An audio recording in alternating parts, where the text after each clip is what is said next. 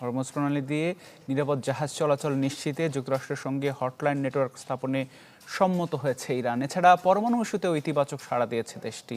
মার্কিন প্রেসিডেন্ট জানান, চুক্তির সব শর্ত ঠিকভাবে মানলে হরমুজ আর বন্ধ হবে না, দেয়া হবে না নৌ অবরোধও।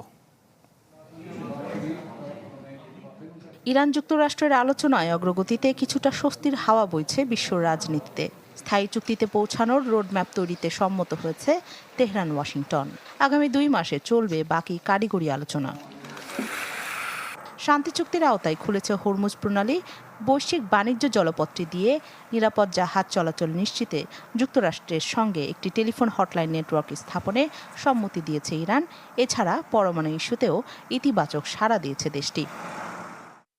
ট্রাম্পের দাবি, পারমাণবিক কর্মসূচির ওপর কঠোর আন্তর্জাতিক পরিদর্শন মেনে নিতে রাজি হয়েছে ইরান। জানান, চুক্তির সব শর্ত ঠিকভাবে মানলে হরমুজ আর বন্ধ হবে না, তবে শর্ত না মানলে কঠোর অবস্থানে যাওয়ার হুঁশিয়ারিও দিয়েছেন তিনি।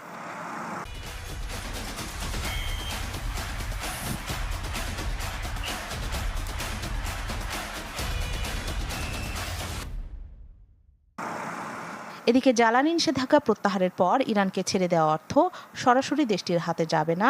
ট্রাম্প প্রশাসন জানিয়েছে সেগুলো যাবে মার্কিন নিয়ন্ত্রণাধীন বিশেষ অ্যাকাউন্টে। ইরানের পার্লামেন্টের স্পিকার বাঘের গালিবাফ জানান, হরমুজ প্রণালী আর কখনোই যুদ্ধ পূর্ববর্তী অবস্থায় ফিরবে না। আন্তর্জাতিক আইন অনুযায়ী এটি ইসলামিক প্রজাতন্ত্র ইরানের ব্যবস্থাপনায় পরিচালিত হবে। এদিকে লেবাননের সংঘাত বন্ধে দেশটির সাথে আলোচনা চালিয়ে যাচ্ছে যুক্তরাষ্ট্র ও কাতার। ইসরায়েল ও হেজবুল্লাহর মধ্যে চলমান যুদ্ধবিরতি আরও শক্তিশালী করতে প্রয়োজনীয় পদক্ষেপ নিতে এই আলোচনা। রাখি জেসমিন, চ্যানেল 24।